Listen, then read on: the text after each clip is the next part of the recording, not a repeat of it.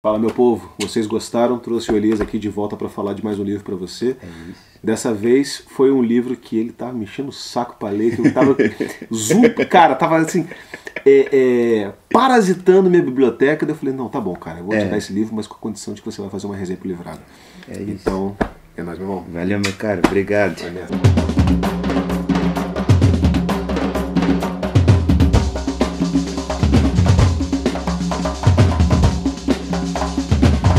Pessoal, então, bom dia aí, boa tarde, boa noite. O livro que eu vou falar hoje é esse daqui, que é do Frederick Douglass, Autobiografia de um Escravo. Saiu pela Vestígio no ano passado, em 2021, porque eu não sei o ano que você está vendo isso. Um livro que tem a apresentação do Silvio Almeida, que acho que todo mundo deve conhecer. Quem não conhece o Silvio Almeida, procure agora no Google, porque, enfim, é talvez o cara mais importante para muita gente, eu me incluo nisso, nesses últimos tempos. E o Silvio Almeida, nessa apresentação, ele é muito feliz em alguns comentários que eu vou querer falar aqui com vocês,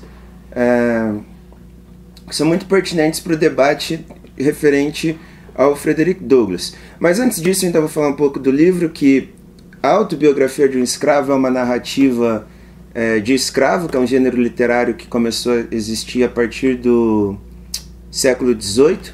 Então, é muito interessante a gente pensar isso, porque foram diversas obras. Aqui para o Brasil, poucas circularam muito, mas tem uma muito famosa que foi campeão de bilheteria, que saiu até um filme, né, que foi 12 anos de escravidão, que conta a história do Solomon Northup. E o livro, gente, é muito bom, assim. O filme, caso você não tenha gostado, assim como eu e o Yuri também, ele não gostou muito. O livro é muito bom, de verdade, porque, para quem não sabe, é a história de um homem negro livre que foi sequestrado para o sul dos Estados Unidos. Então, quem não assistiu o filme, não assiste e vai direto para o livro, que vale mais a pena. Mas essas narrativas, assim, são bem interessantes, assim, embora você precise ter um pouco de estômago para ler, porque de fato são coisas que estão um pouco longe, assim, da realidade, principalmente a forma como eles eram tratados, assim, algo que não é tão legal de saber, embora é preciso, né? Mas enfim, o livro, então, os capítulos, eles não seguem o nome que a Vestígio colocou. Eles colocaram de forma didática, eles deixam isso claro na nota do editor. Então, na edição original, não tinha, por exemplo, ler e escrever, que é o nome de um capítulo. É só para, de forma didática, depois você achar onde é que está tal conteúdo. E também tem 4 ou 5 textos adicionais no final, que dizem um pouco mais sobre a vida do Frederick Douglass, porque, assim, já entrando um pouco, o Frederick Douglass, ele se torna um homem livre com 20 anos. Essa autobiografia ele faz com 28. Então, obviamente, uma pessoa com 28 anos não tem muito o que dizer. Então, sei lá, se você está esperando saber como que ele auxiliou lá o presidente dos Estados Unidos na questão da abolição e tal, aqui não fala, porque é a autobiografia dele, ele tinha 28 anos. Mas esses textos adicionais falam um pouquinho sobre. Mas enfim, em ordem. A apresentação do Silvio Almeida, Bom, o Silvio Almeida é um cara do direito, né? Ele é doutor em direito, se eu não me engano. E ele traça um paralelo bem interessante, analisando uma polêmica que o Frederick Douglass se meteu, porque ele acreditava que a abolição era completamente possível a partir da Constituição dos Estados Unidos. Ele achava que a plena liberdade humana já estava na Constituição. Porém, isso é contra todo o pensamento dos abolicionistas da época, porque eles achavam que a Constituição é o que dava a sustentação para servidão, não é? Então, é uma polêmica que ele entra, e o Silvio Almeida ele faz um debate sobre como que a escravidão e a Constituição, enfim, é um debate um pouco complicado, assim, mas vale muito a pena porque o Silva ele consegue explicar de forma genial, como ele sempre faz no que ele tenta explicar. E também ele traça um paralelo que eu fiquei muito, muito feliz quando eu vi, porque sempre que eu escutava sobre o Frederick Douglass eu associava com Luiz Gama. E ele faz isso, né? Ele fala que depois de ler esse livro a gente precisa ir atrás da história do Luiz Gama. E o Silva ele é o presidente do Instituto Luiz Gama, que é um instituto aí que tem um trabalho muito interessante sobre as questões raciais no Brasil.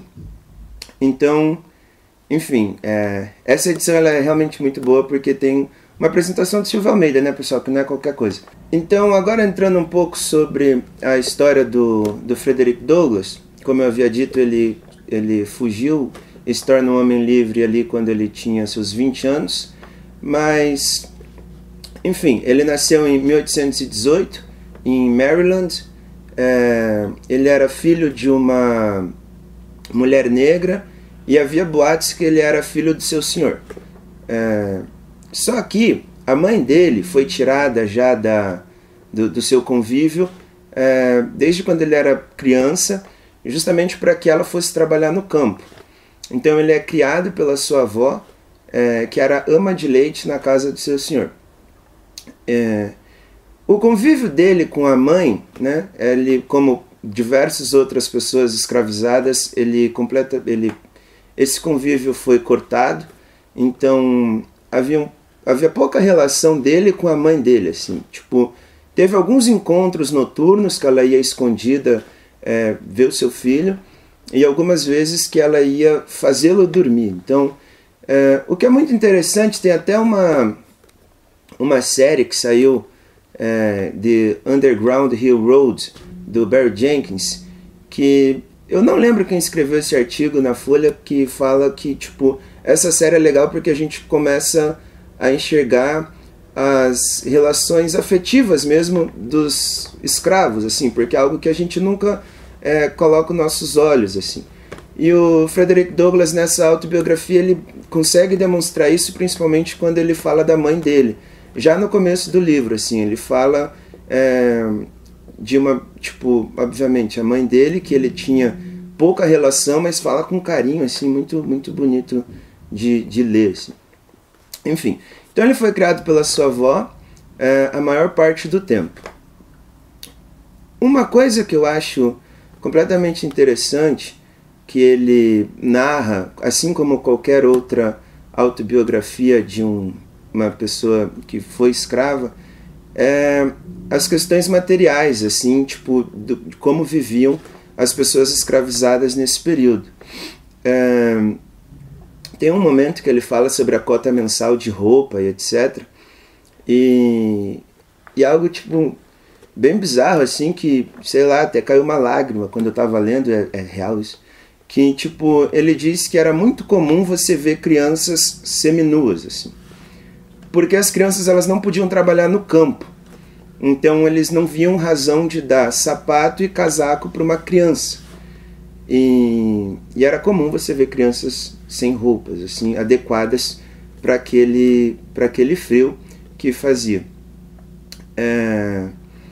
Tem até, quando ele está escrevendo isso, ele fala que o frio era tanto e a ausência de roupa para se proteger desse frio era tamanha que os pés dele ficaram rachados com o frio e ele conseguia colocar a pena que ele escrevia o texto, tipo, nessas rachaduras, assim.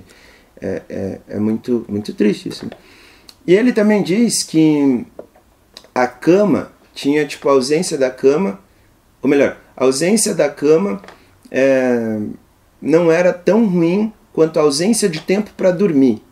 Porque a cama ele dizia que era tipo um chão frio, que era a cama comum entre todos. Mas que ele não tinha nenhum tempo, assim, para poder, enfim, descansar, porque eles iam dormir tarde e logo cedo o capataz chegava e acordava todo mundo e tal. Então, essas questões materiais que ele vai narrando, assim, são realmente muito bizarras, que você fica, tipo, lendo aquilo e pensando, meu Deus, que bom que eu nasci nessa época, assim, porque é realmente assustador. Como qualquer escravo, né, ou pessoa escravizada, prefiram a nomenclatura aí que vocês quiserem, como qualquer um desses que estavam sujeitos a essa condição, ele às vezes era emprestado para outro senhor que pagava o seu senhor oficial. E teve uma vez que ele foi emprestado para um casal que ia ter uma criança, e ele era muito jovem ainda, ele tinha uma faixa de 14, 15 anos nesse período. E o Frederick Douglass, quando ele chega lá, ele diz que nunca viu tamanho sorriso em uma pessoa branca, né? E ele fica muito entusiasmado com esse casal. E, enfim, a relação deles vai muito bem por um período, até que, em certo momento, a esposa do seu novo dono, ela quer ensiná-lo a ler, escrever, e, enfim, ensiná-lo a isso que era proibido, né? E, de fato, ela começa lá a ensinar ele a ler, escrever, e isso dura um tempo razoável até ele aprender bastante coisa.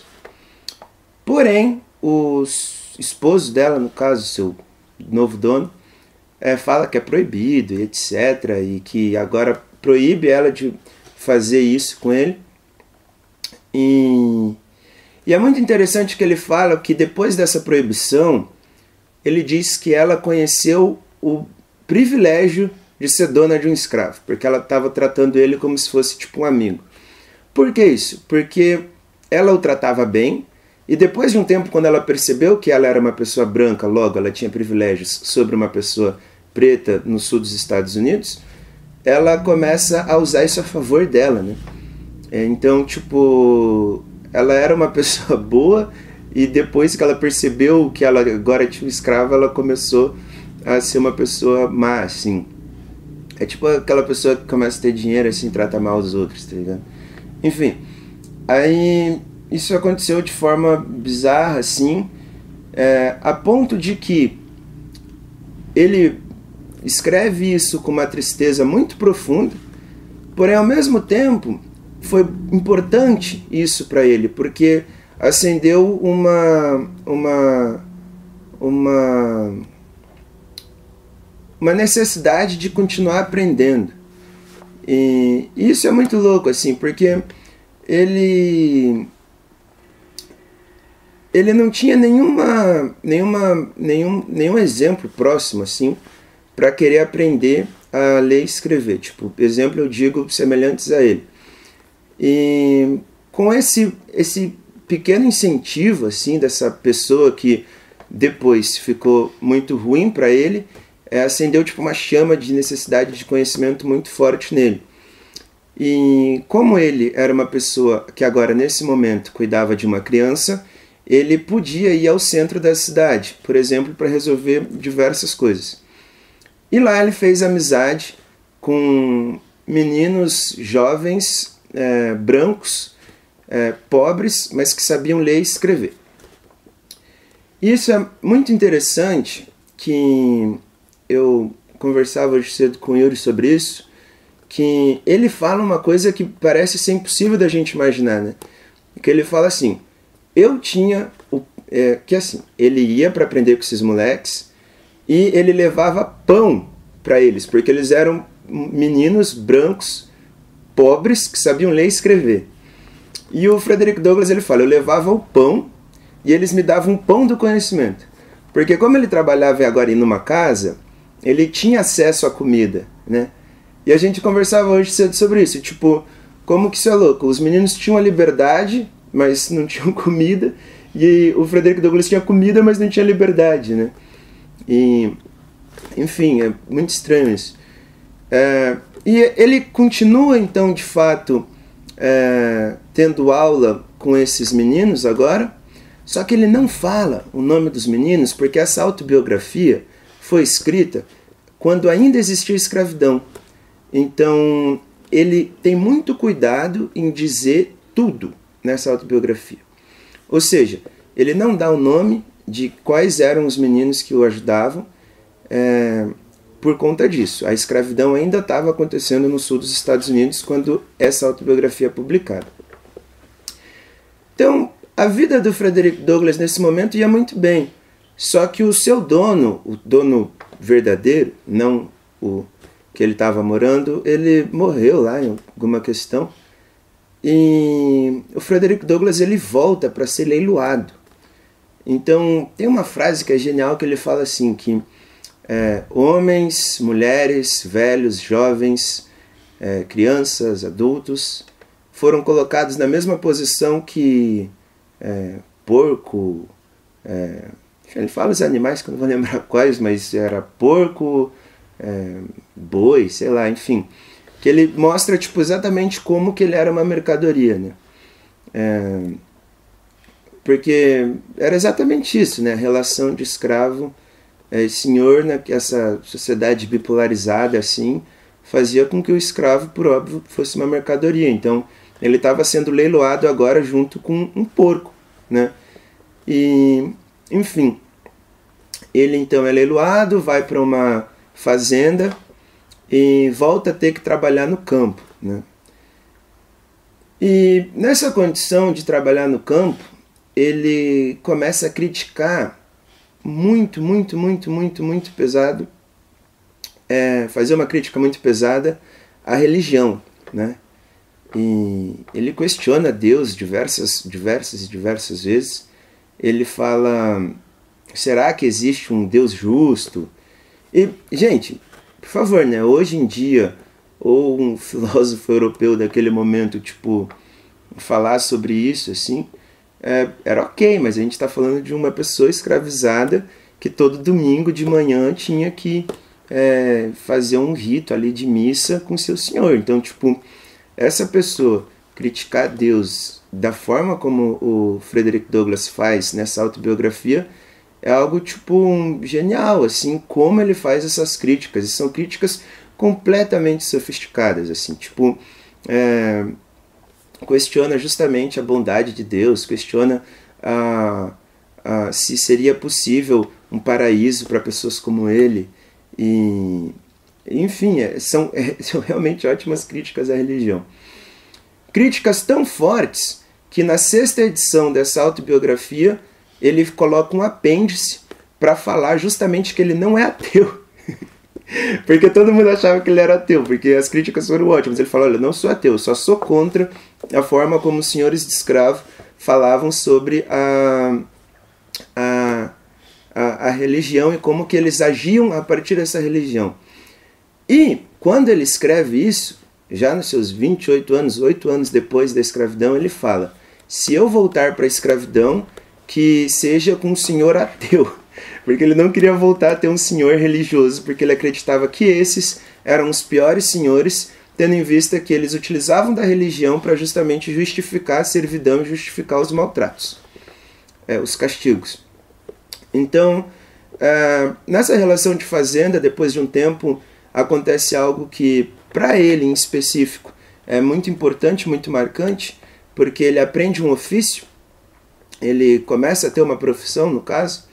Então, claro que ainda na condição de escravizado, mas agora não precisa mais estar, sei lá, arando a terra lá nas plantations. Agora ele pode muito bem, tipo, usar o ofício dele para fazer qualquer outro trabalho na cidade.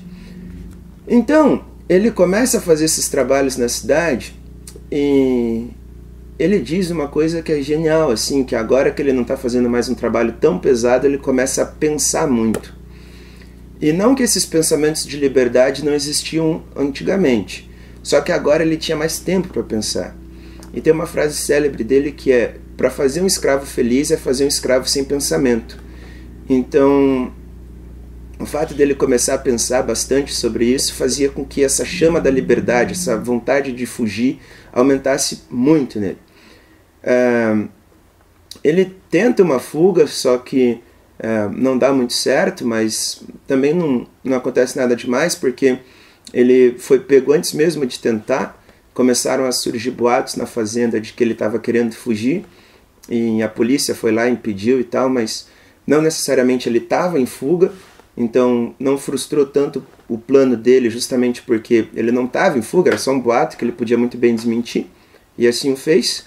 Então, quando ele começa a ter mais tempo para pensar, quando a atividade dele laboral não é tão pesada e ele tem bastante tempo para pensar, acontece justamente isso, né? Ele fica maquinando na cabeça dele como que ele ia fugir. Acontece uma questão em específico que para ele é o ápice, que ele discute com seu senhor, e ele foge. Mas, pessoal, justamente, ele não fala como ele fugiu, porque é uma autobiografia ainda quando existia a escravidão. Ele não fala na autobiografia como ele fugiu.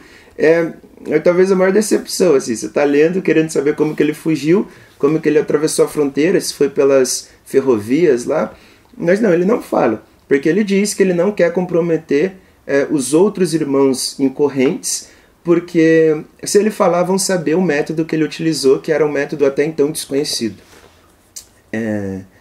Mas enfim, então, essa parte do texto dele, a gente tem que entender, né, gente? Imagina, ele ainda existia escravidão, então ele foge um pouco dessa explicação. Dito isso, ele chega em Nova York, exatamente assim, ele fala que fugiu e ele fala, quando cheguei em Nova York, ele não explica nada desse período. E quando ele chega em Nova York, começa talvez uma das reflexões mais interessantes e mais importantes do livro, que é justamente algo que é muito debatido no Brasil, na sociologia principalmente. Tem um livro, Significado do Protesto Negro, do Florestan Fernandes, que ele fala sobre a segunda abolição. E o texto do Frederick Douglass explica totalmente sobre essa ideia da segunda abolição.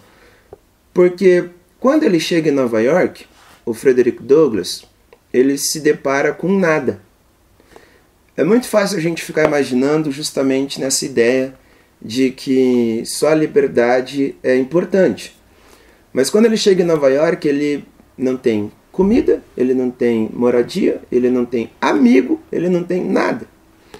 Então, ele narra exatamente assim: chego, ando um pouco pela Broadway, vejo as maravilhas, mas isso dura pouco, porque eu lembrei que eu precisava comer, eu precisava fazer X, Y, Z.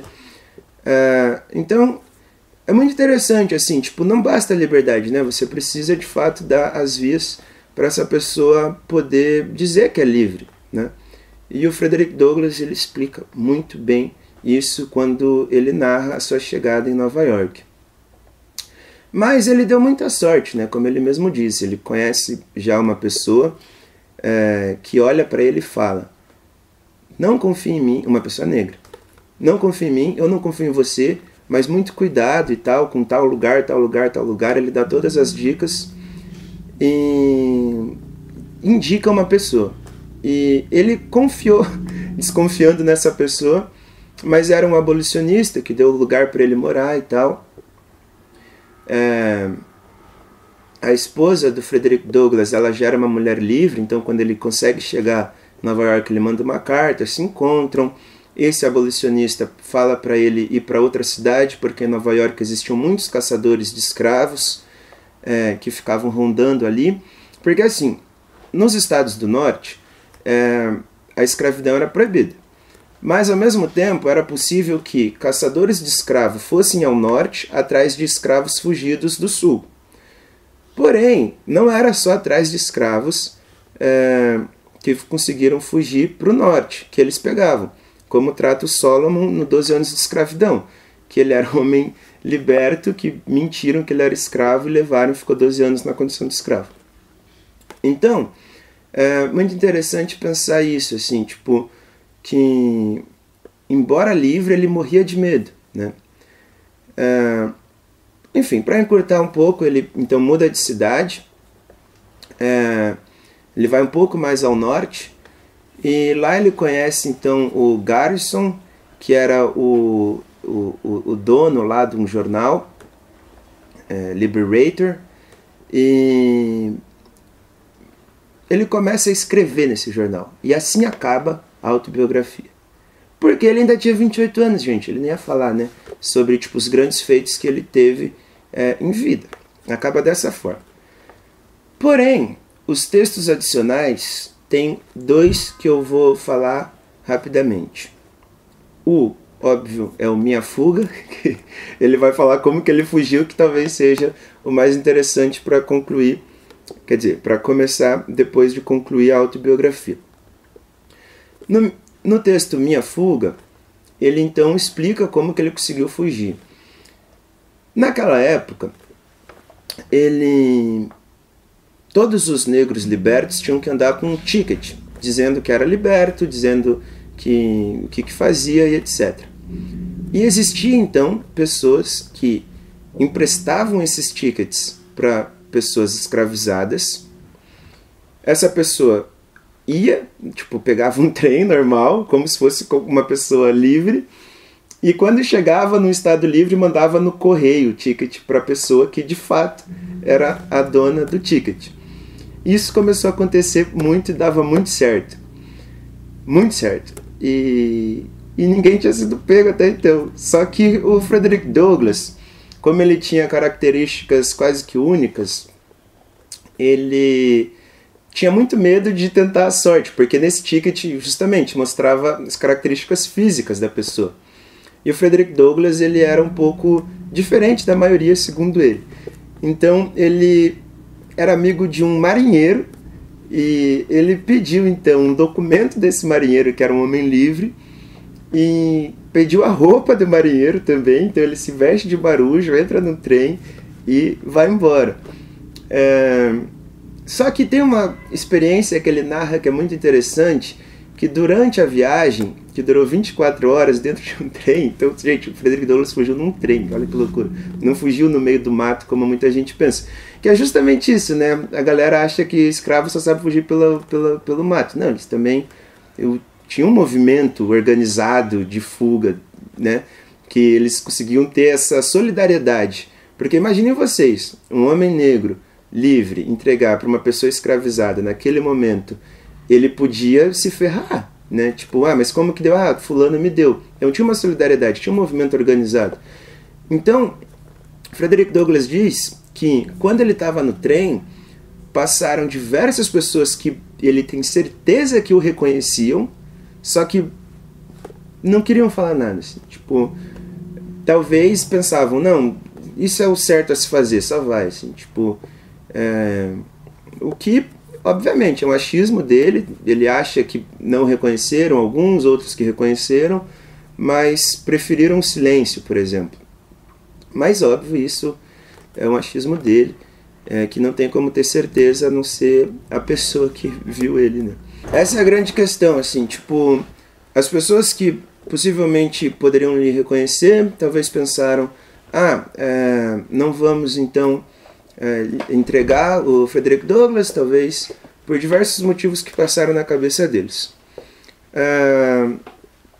Então é isso, assim, sobre o texto da fuga dele, que é algo muito engraçado, porque eu jurava que eu pensava em algo de, sei lá, tipo, ele fugir realmente com uma galera, assim, que a primeira tentativa de fuga dele é basicamente assim: ele ia se encontrar com 4 escravos também, e iam fugir pelo rio. Então, eu estava jurando que tinha sido algo assim. É até engraçado quando você lê, né? Tipo, claro, engraçado nas medidas possíveis disso, assim, tipo, porque você ficava pensando numa história completamente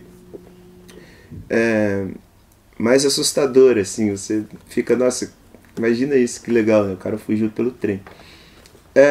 E agora, talvez, a parte que mais me marcou com total certeza, que é a carta para o meu antigo dono. E isso, pessoal, se eu não me engano, ele escreveu 20 anos depois da sua liberdade. Essa carta, eu tive diversos pensamentos sobre, assim, né? Tipo... Porque ele começa falando, por exemplo, que ia realmente expor o antigo dono dele. Ele coloca o nome do cara lá. Enfim, ele fala que precisa expor porque ele é um exemplo de como que as pessoas não podem ser e tal. Enfim, ele expõe o nome do cara, ele fala que utiliza ele como exemplo em todos os discursos dele nessas sociedades abolicionistas, porque agora já é o Frederick Douglass com 48 anos, melhor, com 40 anos, então, né, já é uma pessoa que tem uma fala pública importante no contexto dos Estados Unidos, e ele até pede que esse senhor o responda, mas ele cobra muitas coisas que aconteceram nesse período de escravidão. Fala da avó dele, porque a avó dele, ela foi, depois, quando ela tinha, sei lá, seus 70 anos, se eu não me engano, colocaram ela para morrer, assim, numa casinha abandonada num bosque, completamente sozinho. E ele cobra isso dele, cobra as chicotadas que ele recebeu em determinado período, diz que ele acordava algumas vezes querendo ser tratado como animais e não como homem. Isso é tipo muito forte, né? E cobra. Mas ao mesmo tempo que cobra, parece que ele tem uma culpa. Isso é muito louco, assim, tipo, uma culpa tipo de ele parecer achar que o que ele fez era errado. E isso eu fiquei muito pensativo, porque eu não sei até que ponto eu posso falar sobre isso, porque, enfim, eu não conheço nada realmente sobre essas questões, mas, tipo, os boatos diziam que o primeiro dono do Frederick Douglass era o pai dele, assim.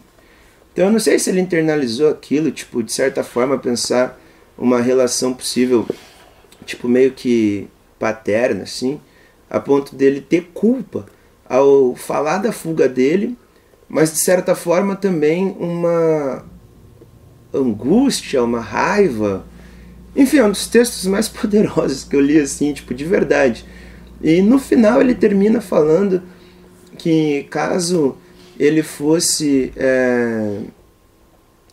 caso esse senhor de escravo fosse para a casa do Frederick Douglass, ele iria o tratar de forma muito educada, não ia faltar nada para ele, e é muito, muito, muito triste, emocionante também, tipo, você lê aquilo, e para além disso, ele diz também, não sei, ele fala mais ou menos assim: imagina se eu fizesse com você o que você fez comigo. Ele fala: se eu entro na tua casa, sequestro a tua filha, tiro ela de você, escravizo a sua filha, porque foi isso que fizeram dele com a mãe dele, né?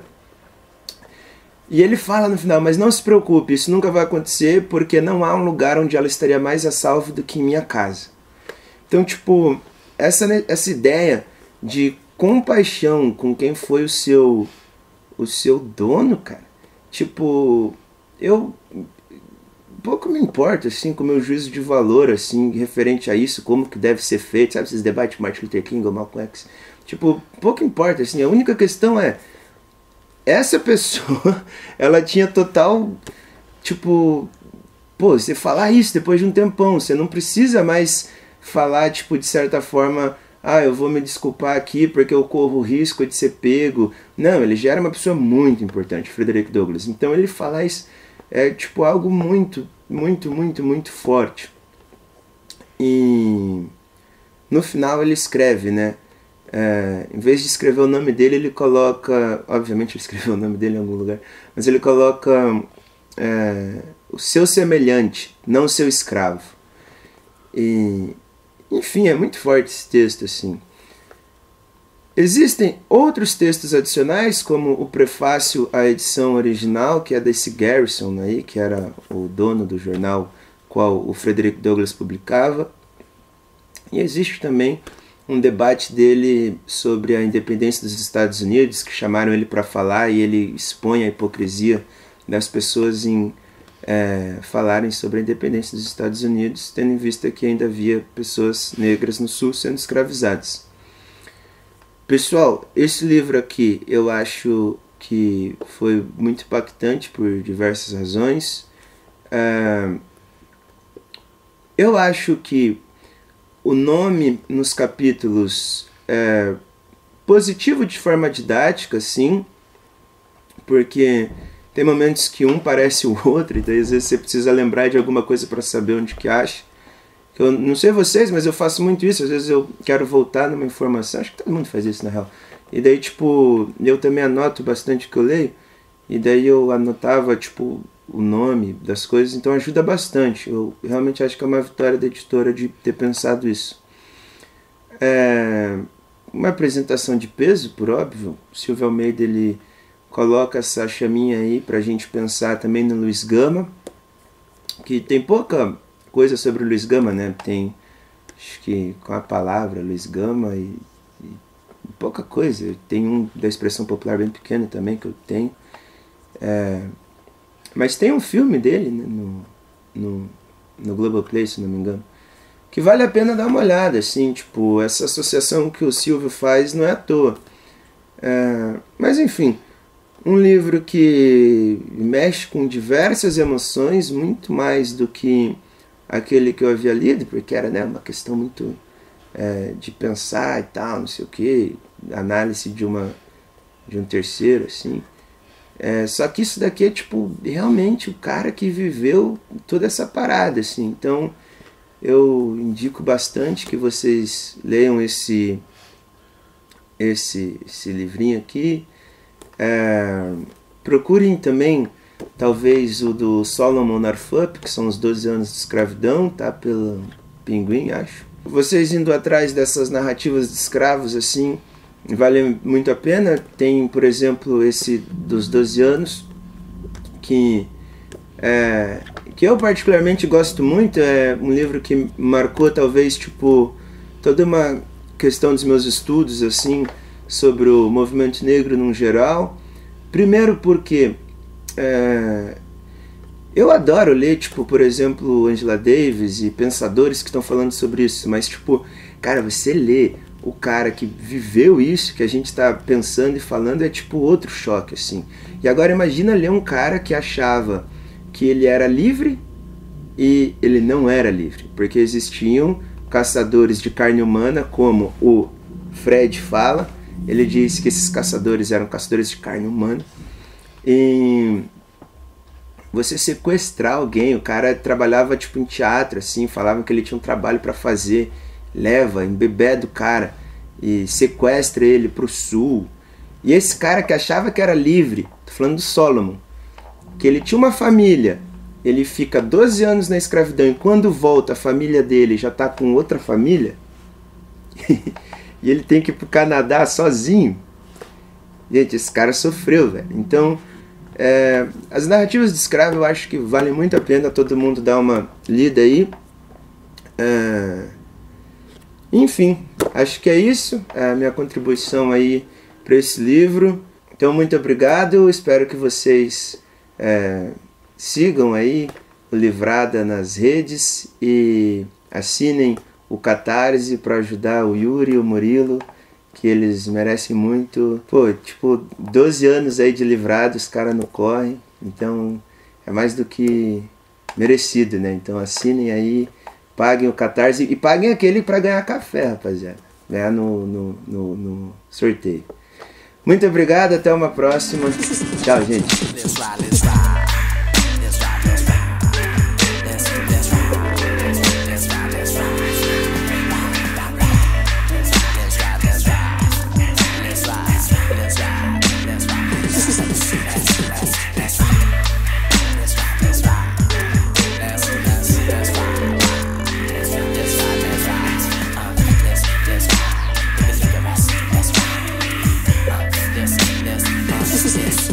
Represent M-I-A-M-I. Drive like a semi. Am I just another brother like I love?